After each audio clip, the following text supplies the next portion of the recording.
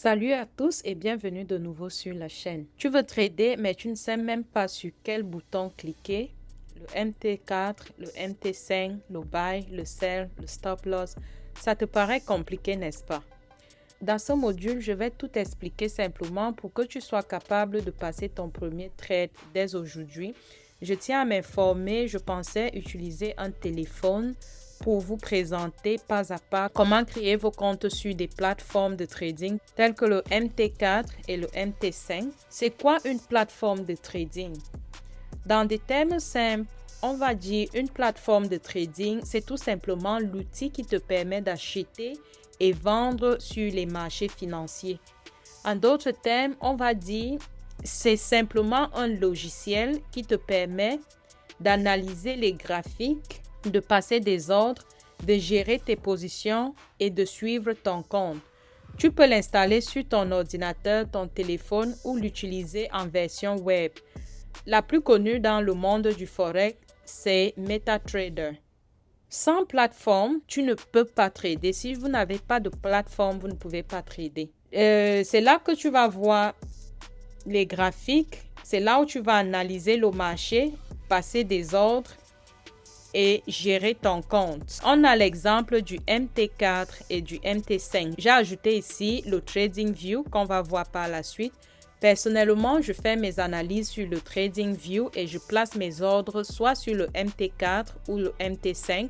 Les deux-ci sont pareils, sauf que le MT5 est juste un peu plus avancé que le MT4, mais quasiment la même chose. Ici, on a l'interface graphique, Market Watch, Terminal. On va voir tout ça. Donc, pour revenir sur le MT4, est plus simple. Il est parfait pour les débutants. Nous allons voir à quoi ressemble le MT4. Si vous êtes débutant, commencez avec le MT4 parce qu'il est plus simple, parfait pour vous. Maintenant, le MT5 est plus avancé avec plus d'outils et d'actifs. Mais la bonne nouvelle est que les bases sont exactement les mêmes sur les deux. Dans le 4, c'est beaucoup plus simple à utiliser. Le 5 est plus avancé, mais les bases restent les mêmes. Comprendre l'interface, comment comprendre l'interface. Quand tu ouvres ta plateforme, tu vas voir plusieurs éléments importants qui sont graphiques qui montrent l'évolution du prix. Il y a les paires de devises. Je vais vous laisser une image quelque part là. Les paires de devises, on a l'exemple de notre euro. Vous vous rappelez de notre euro-dollar. Il y a la majorité des paires de devises. Vous allez voir sur le MT4 ou le MT5. Le terminal, là où tu vois tes trades. Il y a un endroit où tu vas voir tous tes trades. Et puis le bouton Nouvel ordre. Ce bouton-là t'indique, te permet à quel moment tu peux placer ton ordre. C'est ton espace de travail en un mot. Au début, ça peut te sembler chargé, mais vous allez vous habituer à cette plateforme. Les types des ordres, quels sont les types des ordres qu'on place sur l'un tout comme l'autre? Maintenant, le plus important, c'est de passer un trade. Et pour cela, il existe deux types d'ordres. L'ordre au marché, c'est-à-dire market order. Avec ça, tu achètes ou tu vends immédiatement. Donc, tu places ton trade, tu achètes ici, vous vous rappelez de buy, ou tu vends ou sell immédiatement. Donc là, on a l'exemple de notre euro-dollar. Si tu veux, tu peux acheter, tout comme tu peux vendre directement l'euro-dollar. Si vous vous rappelez bien, on s'est dit buy, tu penses que le prix va monter. Quand tu penses par exemple que le prix va monter, tu vas faire le buy. Mais si tu penses que le prix, il va baisser, tu vas faire le sell. Retenez bien ces deux notions-là. Quand tu penses que le prix monte, tu fais le buy. Et si tu penses que le prix baisse, tu fais le sell. Tu ne penses pas juste pour penser, il faut faire des analyses. Et nous allons voir tout ça. Et puis, il y a deuxième ordre. Je vais noter ça ici pour que vous vous rappeliez. On a ordre numéro 1. On va parler de ordre au marché. Comme l'histoire s'y me dépasse, je vais juste abréger OM. Ordre au marché. Prenez les notes sur ceci. Ordre au marché ou encore market order. Market order en anglais. Market, M, et puis order, c'est juste l'inverse des lettres. Ordre au marché, ça c'est en français. Ou alors le market order, c'est ça le premier ordre, parce que j'ai dit qu'il existait deux ordres. Donc le premier c'est l'ordre au marché. Et là-bas, tu fais immédiatement, donc tu achètes ou tu vends de façon immédiate. Maintenant, il y a l'ordre en attente. Ordre en attente, on va mettre ici OA. Ça, c'est le deuxième type d'ordre. Ordre en attente. Prenez les notes ici. Je ne peux pas tout écrire. Donc, OA, c'est ordre en attente. En anglais, ça sera pending order. Ça, c'est en anglais. Donc, je vais juste laisser O là. C'est la même chose comme order. Donc, pending order. Ça, c'est le deuxième type d'ordre que vous passez sur le marché. Maintenant, dans le deuxième type, qui est l'ordre en attente ou le pending order, l'ordre en attente, le trade s'active seulement quand le prix atteint un niveau précis. Supposons que le prix est à 12 et vous voulez que le prix descende, vous voulez que le prix descende peut-être jusqu'à 6 pour faire votre achat. Donc, après vos analyses, vous pensez que ce prix peut aller de 12 jusqu'à 6. Et comme vous ne savez pas à quel moment ça va arriver, vous allez donc faire ce qu'on va appeler buy limit. On va appeler ça buy limit ou l'achat limite. On va mettre ici buy limit. Ça, c'est pour l'ordre en attente. Il faut bien retenir cette partie-ci là. Donc, vous allez faire ce qu'on va appeler ici le buy limit. Si vous pensez que le prix qui est au niveau de 12 va descendre jusqu'à 6 et vous attendez que ça soit sur 6 pour décider acheter. Et la même chose va se passer avec le sell. Sell limit, je vais mettre SL. Sell limit, ça veut dire quoi? Si le prix est ici à 12, vous pensez que ce prix-là va monter jusqu'à peut-être 22 et vous attendez que ça soit à 22. Quand c'est à 22, c'est là où vous allez faire la vente. La vente pour le sell limit. Rappelez-vous, le sell, c'est pour la vente. Et maintenant, le buy limit serait sur quand le prix va descendre et vous allez acheter, parce qu'il y a une expression qu'on dit acheter bas et vendez haut.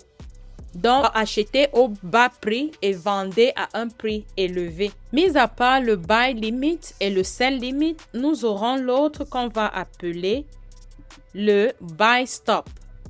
Buy stop et le sell stop. Buy. Prenez les notes sur ceci. Et ça, rappelez-vous, ce sont des ordres en attente. Ordre en attente, c'est ce qu'on a dit. Et le premier, c'est l'ordre au marché. Il y a l'ordre au marché qui est là. Là-bas, vous placez votre trade directement. Par contre, ici, on est sur ordre en attente. Donc, on a le buy limit, on a le sell limit et puis on a le buy stop. On a le buy stop. C'est quoi? Le buy stop, c'est un ordre d'achat placé au-dessus du prix actuel. Donc, le buy stop, c'est un ordre d'achat placé au-dessus du prix actuel. Tu l'utilises quand tu penses que le prix va continuer à monter. Tu veux entrer dans la cassure, pas sur un retracement. Vous ne pouvez pas comprendre ça, mais donc tu utilises le buy stop quand tu penses que le prix va continuer à monter. Donc, on va prendre l'exemple. Supposons que le prix est sur... Permettez-moi d'effacer ceci. Supposons que le prix est sur 10 pour faire le buy stop. Supposons que le prix, il est sur 10 et tu veux acheter si le marché casse la barre de 20. Si le marché casse la barre de 20, tu veux acheter. Ça veut dire que le prix est ici sur 10. Et tu te dis que ce prix-là va peut-être aller jusqu'à 50. C'est ce que tu te dis, tu fais comme analyse. Mais tu penses que si le prix atteint la barre de 20 qui est là, tu vas entrer dans le marché et faire un achat. Donc, tu vas placer ce qu'on va appeler le buy stop, quitte à ce que le prix qui est ici à 10 Lorsqu'il va monter et qu'il va toucher 20, tu vas directement entrer dans le marché et tu penses peut-être prendre ton take profit au niveau de 50. J'espère qu'on se comprend. Il faut faire la nuance entre le buy limit qui est le BL, buy limit, et le buy stop. Le buy stop, je vais me répéter. Le buy limit, ça veut dire quoi? Le prix est peut-être sur 10. Et tu te dis que le prix va descendre jusqu'à peut-être 4.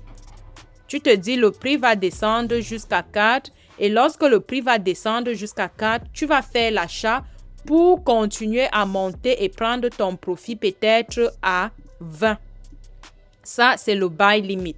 Maintenant, le buy stop, ça veut dire que le prix est déjà sur 10, mais tu comptes entrer dans le marché à 20 pour prendre peut-être ton take profit à 50. J'espère qu'on se comprend. Donc, le buy, ça c'est pour le buy stop. Maintenant, le sell stop, ça sera juste l'inverse.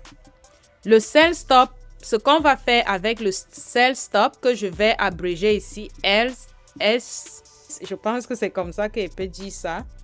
Sell stop, SS. Ça sera notre stop. Le sell stop est un ordre de vente placé en dessous du prix actuel. Donc, faites la différence entre buy qui est en dessus, au-dessus, et puis le sell stop qui est en dessous. Donc, faites la différence entre les deux là. Donc, le sell stop est un ordre de vente placé en dessous du prix. On revient sur 10. Supposons que 10 est là et vous voulez faire votre sell stop. Pour faire votre sell stop, vous vous dites, entre-temps, on fait le sell pour descendre. N'oubliez pas, on fait le sell pour descendre. Donc, vous vous dites, le prix est ici à 10 et vous pensez que si ce prix-là arrive peut-être à 2, vous allez faire une vente pour continuer à descendre. Continuez, vous voulez peut-être prendre votre take profit à, je ne sais pas, vous voulez prendre votre take profit à moins peut-être en dessous de 0 en tout cas, en dessous de 0. Ou alors, disons, vous voulez entrer dans le marché à 4 pour prendre votre profit à 2. Donc, ça là, c'est ce qu'on va appeler le sell stop. J'espère qu'on se comprend. Je vais résumer. Le buy limit qui est l'achat en dessous. Le buy limit est en dessous. Achetez plus bas. Donc, vous achetez plus bas que le prix actuel. Retenez ça comme ça. Si le prix est à 10, le prix est ici à 10 et vous voulez utiliser le buy limit, vous allez acheter lorsque le prix sera en dessous de 10, peut-être 8, peut-être 6. Maintenant, le sell limit veut dire le prix est ici à 10, mais vous voulez faire une vente. Et cette vente-là doit se produire en dessus. Donc, en haut, vous voulez attendre que le prix soit peut-être à 12 pour faire votre vente. Donc, on vend plus haut que le prix actuel. Donc, le buy limit, c'est en dessus. Achetez plus haut et continuez avec la tendance. Et maintenant, le sell stop, c'est la vente. Vendre plus bas que le prix actuel. Donc, limite, on va dire que limite ici, c'est égal au meilleur prix. Limite ici, retenez ça. Limite égale à quoi? Meilleur prix. Je vais abréger MP. Meilleur prix. Il faut tout écrire, ne faites pas comme moi. Donc, limite est égal au meilleur prix. Buy limit, sell limit, c'est au meilleur prix. Le stop, par contre, est égal à la cassure. Le stop, on va dire que le stop est la cassure. Je ne vais pas tout écrire, vous pouvez le faire. Donc, c'est très utile pour trader avec des stratégies. Ce que je viens de vous montrer là, c'est des stratégies que beaucoup de traders utilisent pour trader et commencer à apprendre cela. Vous allez mieux comprendre tout ça lorsqu'on ira dans les graphiques. Ici, on a fini avec le buy et le sell. Et sur le buy et le sell, on a vu les deux ordres que vous pouvez placer, l'ordre au marché et puis l'ordre en attente. Maintenant, le volume. C'est quoi le volume? Vous vous rappelez du volume. On parle ici de l'eau. Le volume ici, on parle de l'eau. Donc, vous allez utiliser un volume ou plutôt un lot raisonnable pour placer vos trades. Et par la suite, quand vous avez décidé ce que vous allez faire, soit l'achat, soit la vente, maintenant vous allez choisir, est-ce que je vais aller avec le micro qui est de 0.01 pour placer mon tout premier trade. C'est ce que tout débutant doit faire. Maintenant, quand tu as choisi le lot que tu vas utiliser, tu vas choisir maintenant ton stop loss. Où est-ce que tu comptes mettre ton stop loss? Je ne vais pas me répéter sur cette partie-ci. On a parlé de ce que c'est que le stop loss. Donc, vous allez placer votre stop loss. Et notre stop loss, on a dit, c'est la perte maximale que tu peux accepter. Et ensuite, nous allons mettre notre take profit. C'est quoi notre take profit? Notre take profit, c'est notre objectif de gain. La règle d'or, ne jamais trader sans stop loss. On revient sur ça. Ne tradez jamais. Ne faites pas comme les mois là. Moi, j'ai fait ça. Ça m'a coûté très cher. Il y a même des moments, je continue à faire ça. Je ne vais pas vous cacher la vérité. Il y a des moments, je place des trades. Je ne mets pas de stop loss. Et généralement, quand je fais ça, je vois aussi là, le retour. Donc, c'est ça pour cette partie-ci. On va maintenant passer aux erreurs. Trader sans stop loss, lot trop grand et trader sans plan. Qu'est-ce qui se passe? Voici les erreurs que font tous les débutants. Trader sans comprendre la plateforme, ne pas mettre de stop loss, aller directement en réel sans s'entraîner, cliquer au hasard. Prends ton temps, prenez votre temps d'apprendre. C'est ça qui va faire la différence entre un trader qui ne sait pas comment trader et vous qui savez trader. Donc, prenez votre temps pour apprendre. Maintenant, les bonnes pratiques, on va toujours un stop loss, je l'ai déjà dit, un compte démo d'abord et utiliser peu de trades. Compte démo, je n'ai pas parlé de ça. Maintenant, c'est quoi le compte démo? On a ici argent virtuel, apprendre sans risque, tester sa stratégie. Indispensable pour débuter. Débutant égale H1, H4. H1, H4, ça veut tout simplement dire 1 heure et 4 heures. Un compte démo est un compte de trading 100% gratuit. 100% gratuit. Retenez ça. Si vous créez un compte de mettre un argent réel, ça veut dire que ce n'est pas un compte démo. Vous êtes en train de passer en réel.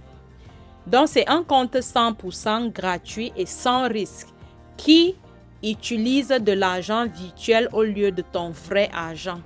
Retenez ce que je viens de dire là. Il te permet de t'entraîner sur les marchés comme si tu étais en réel, mais sans aucune conséquence financière. À quoi ça sert? Le compte démo sert à quoi?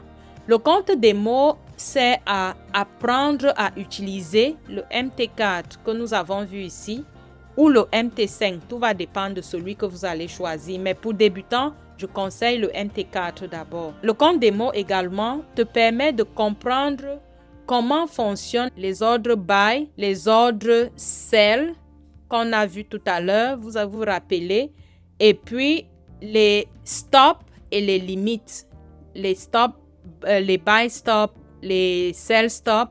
Donc ici, on a stop et puis les limites. C'est à tout ça que c'est le compte démo. Donc vous allez pratiquer tout ça dans un compte démo. Maintenant, il te permet de tester ta stratégie. Le compte démo qui est là va te permettre de tester ta stratégie. Il va te permettre de t'habituer au graphique. Donc, tu vas t'habituer au graphique grâce au compte démo.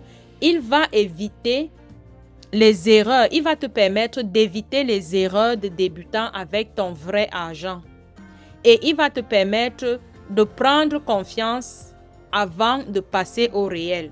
Donc, je vais reprendre tout ce que je venais de dire. Le compte démo sert à apprendre à utiliser le MT4 ou le MT5, à comprendre comment fonctionnent les ordres buy, sell, stop et limite, à tester une stratégie. Donc, vous aurez une stratégie que vous allez tester tout le temps, à t'habituer au graphique, à éviter les erreurs de débutants avec ton vrai argent, à prendre confiance avant de passer au réel.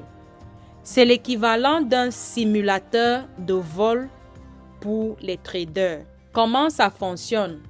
Quand tu ouvres un compte démo, ton broker ou ton courtier te donne un capital virtuel. Voilà comment ça fonctionne. On va te donner un capital virtuel. Le capital peut être de 10 000 $. Ça, c'est un capital virtuel qu'on va te donner. Il peut être de 10 000 $. Il peut être de 50 000 $, tout comme il peut être de 100 000 $. Tout va dépendre. Je vais mettre la clé. Vous aurez besoin d'un login et d'un mot de passe, un serveur démo. Tu vas te connecter sur le MT4. Je vais voir tout ça avec vous par la suite. Vous allez vous connecter sur le MT4. Je vais vous montrer comment créer un compte avec le MT4. Vous allez vous connecter sur le MT4 ou le MT5 et vous allez trader exactement comme en réel. Mais ça sera le même graphique, même prix, même spray, même type d'ordre. La seule différence, c'est que dans tout ce que vous allez faire avec l'argent virtuel, c'est la même chose comme la personne qui utilise l'argent réel. Pourquoi c'est indispensable pour débuter? Parce que le trading demande de la pratique, de la discipline, de la technique et de la maîtrise émotionnelle. Le compte démo te permet de faire toutes tes erreurs sans perdre un centime. C'est l'étape obligatoire avant d'ouvrir un compte réel. Durant tout votre parcours de trading, vous allez entendre des gens qui vont vous dire « Oh, je ne suis jamais allé en compte démo ». N'écoutez pas ces gens-là, c'est des menteurs. Ne les écoutez pas. Combien de temps il faut rester en démo? Ça, c'est la question que nombreux peuvent se poser. Il faut rester là pendant combien de temps? Une semaine, 2, 1 mois, 6 mois, 1 an? Il n'y a pas de règle universelle. Mais en général, jusqu'à ce que tu maîtrises la plateforme. Lorsque tu maîtrises déjà la plateforme, tu peux déjà passer en réel. Jusqu'à ce que tu comprennes tes ordres. Donc, voici les choses qu'il faut noter. Tu dois maîtriser ta plateforme. Tu dois comprendre les ordres, comment placer les ordres. Tu dois être capable de suivre une stratégie. Donc, parce qu'il y a des gens là, je fais partie de ces gens, où je ne le suis plus depuis un bon nombre de temps. Il y a des gens qui vont utiliser 100 000 stratégies. Aujourd'hui, tu utilises cette stratégie. Tu te dis, ah, elle ne donne pas. Demain, tu changes, tu utilises une nouvelle stratégie. Après-demain. Donc, il y a des personnes qui changent de stratégie chaque semaine. Ça ne les aide pas. Si vous avez commencé avec une stratégie, même si elle ne donne pas, même si elle ne vous permet pas d'avoir du profit, continuez à tester votre stratégie jusqu'à ce que vous puissiez mieux la comprendre. C'est mieux de tester plusieurs fois sa stratégie que de tester plusieurs stratégies. Je crois qu'on se comprend. Une fois de plus, le compte démo te sert à être régulier. Il va te permettre d'être régulier dans ce que tu fais. Le but n'est pas d'aller vite en compte réel, mais d'être prêt. Lorsque vous décidez de passer de compte démo à compte réel, posez-vous toujours la question de savoir est-ce que je suis prêt? Parce que dans le compte réel, il n'y a plus de virtualité là-bas. C'est le réel comme le mot l'indique, réel. Déjà, pour ouvrir le compte, c'est l'argent réel que vous allez mettre là-bas. Comme je disais dans le passé, si vous avez vos 10 000 et que vous avez un autre problème, allez résoudre ce problème-là avant de penser à mettre un quelconque argent dans le trading. Mettez uniquement un argent que vous savez que si je le perds, bon, ça va me faire mal, mais je ne vais pas passer des nuits sans dormir à cause de ça. En résumé, le compte démo, c'est un argent virtuel. Le risque, il n'y a aucun risque avec ça. L'objectif, c'est d'apprendre et s'entraîner. La plateforme à utiliser, il y a le MT4, le MT5, le Web Trader. Et puis, l'avantage, vous savez, tu fais toutes les erreurs que tu veux là-bas. C'est gratuit.